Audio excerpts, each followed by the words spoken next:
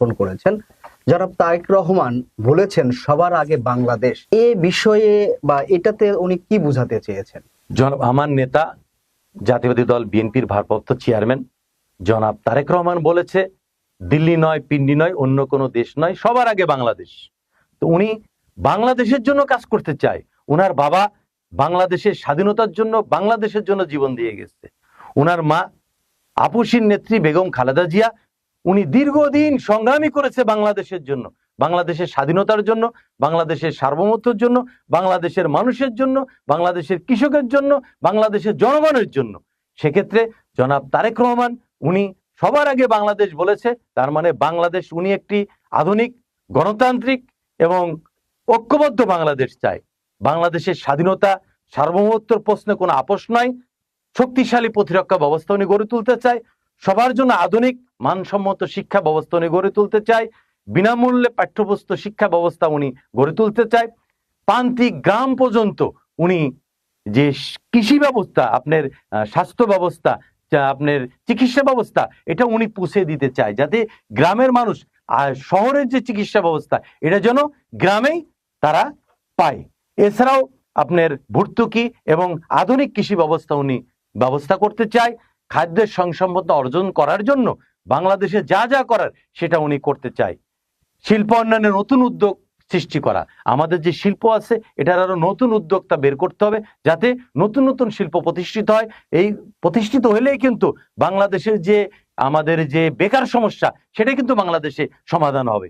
তাছাড়াও যুবকদের কর্মসংস্থান সৃষ্টি করতে হবে। আমাদের কিন্তু বাংলাদেশের এখন একটা বড় অ্যামাউন্টের যুবক, তাদের কিন্তু কর্মসংস্থান নাই, তারা কিন্তু বেকার অবস্থায় আছে। দীর্ঘ 16 বছর ফ্যাসিবাদী সরকার থাকার কারণে কিন্তু তাদের কর্মসংস্থান সৃষ্টি হয়নি। এই কারণে জনাব তারেক রহমানের একটি বড় চেষ্টা আছে, প্ল্যান আছে, ইচ্ছা আছে যে আপনার যুব সমাজকে কর্মসংস্থানের সৃষ্টি করা, জলবায়ু পরিবর্তন মোকাবেলায় পরিবেশ বান্ধব টেকসই উন্নয়ন, নগরায়ন, শিল্পায়ন, জ্বালানি ব্যবস্থা করা।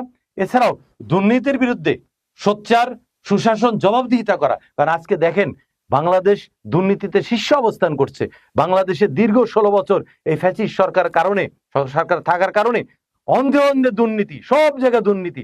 জনাব তারেক রহমান এই জায়গাটাতে জিরো টলারেন্স দিয়েছে। উনি বলেছে দুর্নীতির বিরুদ্ধে সোচ্চার সুশাসন এবং জবাবদিহিতা প্রতিষ্ঠিত করতে হবে সর্বক্ষেত্রে। সবশেষে আমি এটা বলতে চাই, ঐক্যবদ্ধ বাংলাদেশ মানেই আধুনিক বাংলাদেশ, আধুনিক বাংলাদেশ মানেই গণতান্ত্রিক বাংলাদেশ, গণতান্ত্রিক বাংলাদেশ মানেই জনগণের বাংলাদেশ। আপনার কাছে আরেকটি বিষয় জানার, সেটি হচ্ছে বর্তমান রাজনৈতিক সংকটের মূল কারণ কি বলে আপনি মনে করেন? দেখেন, দীর্ঘদিন মানুষ তার ভোটের অধিকার থেকে বঞ্চিত, দীর্ঘদিন মানবাধিকার থেকে তারা বঞ্চিত, দীর্ঘদিন মানুষ গণতান্ত্রিক অধিকার থেকে বঞ্চিত। এই গণতান্ত্রিক অধিকার থেকে বঞ্চিত হওয়ার কারণেই আজকে বাংলাদেশের এই যা রাজনৈতিক যে অস্থিরতা এটা বিরাজ করছে। আমি মনে করি আগামী দিনে যদি দ্রুত সময়ের মধ্যে বাংলাদেশের মানুষ তার ভোটার অধিকার প্রয়োগ করতে পারে এবং বাংলাদেশে যদি গণতন্ত্র প্রতিষ্ঠিত হয়, তাহলে এই যে প্রবলেম, বাংলাদেশে অস্থিরতা সর্বক্ষেত্রে, সকল প্রতিষ্ঠান নষ্ট করে দেওয়া হয়েছে, সকল প্রতিষ্ঠানে করাপশন করে শেষ করে দেওয়া হয়েছে, এই প্রতিষ্ঠানগুলো গড়ে উঠবে। এই প্রতিষ্ঠানগুলো গড়ে ওঠার মাধ্যমে গণতন্ত্র প্রতিষ্ঠা হবে, ন্যায় বিচার প্রতিষ্ঠা হবে, ন্যায় নীতি প্রতিষ্ঠিত হবে এবং প্রত্যেকটা দলের মাঝে আন্তরিকতা সৃষ্টি হবে। এবং আগামী দিনে আমার নেতা জাতীয়বাদী দল বিএনপির ভারপ্রাপ্ত চেয়ারম্যান জনাব তারেক রহমানের নেতৃত্বে আধুনিক বাংলাদেশে একটি নতুন জাগরণ সৃষ্টি করবে। আমরা অনুষ্ঠানের শেষ পর্যায়ে এসেছি। সর্বশেষ, আপনি যেহেতু একজন বিএনপির অন্যতম নেতা, আপনার কাছে আমি জানতে চাই যে আগামী জাতীয় সংসদ নির্বাচনে নতুন নতুন লক্ষ লক্ষ ভোটার রয়েছেন, যে ভোটারগুলো আওয়ামী লীগ সরকার ক্ষমতায় থাকার কারণে দীর্ঘ 16 বৎসর 15 বৎসর ভোট দিতে পারে নাই, সেই সব ভোটার এবং সাধারণ ভোটারদের উদ্দেশ্যে যদি কোনো মেসেজ দিতে বলি, আপনি কিভাবে দিবেন? আমি শুধু একটি কথাই বলবো, বাংলাদেশের স্বাধীনতার ঘোষক শহীদ রাষ্ট্রপতি জিয়াউর রহমান, তিনি জাতীয়তাবাদ ইসলামী মূল্যবোধের স্পিরিট নিয়ে উনি কাজ করেছেন। আমার নেত্রী, আপসীর নেত্রী বেগম খালেদা জিয়া, বিএনপি চেয়ারপারসন, উনি দীর্ঘদিন সংগ্রাম করেছেন, স্যাক্রিফাইস করেছেন গণতন্ত্রের জন্য, দেশের জন্য, দেশের স্বাধীনতার জন্য। আমার নেতা বিএনপির ভারপ্রাপ্ত চেয়ারম্যান জনাব তারেক রহমান দীর্ঘদিন সংগ্রাম করেছেন, স্যাক্রিফাইস করেছেন, লাঞ্ছিত হয়েছেন এবং দীর্ঘদিন দেশে উনি অবস্থান করতে পারে নাই, অনেক স্যাক্রিফাইস করছেন এবং বিএনপির রাজনীতি হলো জনগণের জন্য, দেশের জন্য, দেশের স্বাধীনতার জন্য। আমি সবাইকে আহ্বান জানাবো, এবং বিশেষ করে যারা দীর্ঘ 1.5 যুগ ভোট দিতে পারে নাই তাদেরকে আমি আহ্বান জানাবো, আপনারা আসুন। আমার নেতা বিএনপির ভারপ্রাপ্ত চেয়ারম্যান জনাব তারেক রহমান গণতন্ত্র পুনর্গঠনের জন্য যে সংগ্রাম করছেন, এবং এখনো উনি গণতন্ত্র পুনর্গঠনের সংগ্রামে আছেন, নেতৃত্ব দিচ্ছেন।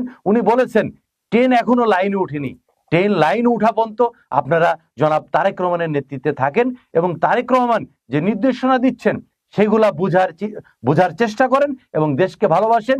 আগামী দিনে ইনশাআল্লাহ জনাব তারেক রহমানের নেতৃত্বে আপনারা ভোট দিলে তারেক রহমান সুযোগ পেলে বাংলাদেশের মানুষের ভাগ্য উন্নয়ন করবে ইনশাআল্লাহ। জি, বর্তমান বাংলাদেশের রাজনৈতিক অবস্থা এবং আগামী জাতীয় সংসদ বিষয়ে আপনি অত্যন্ত গুরুত্বপূর্ণ তথ্য দিয়েছেন।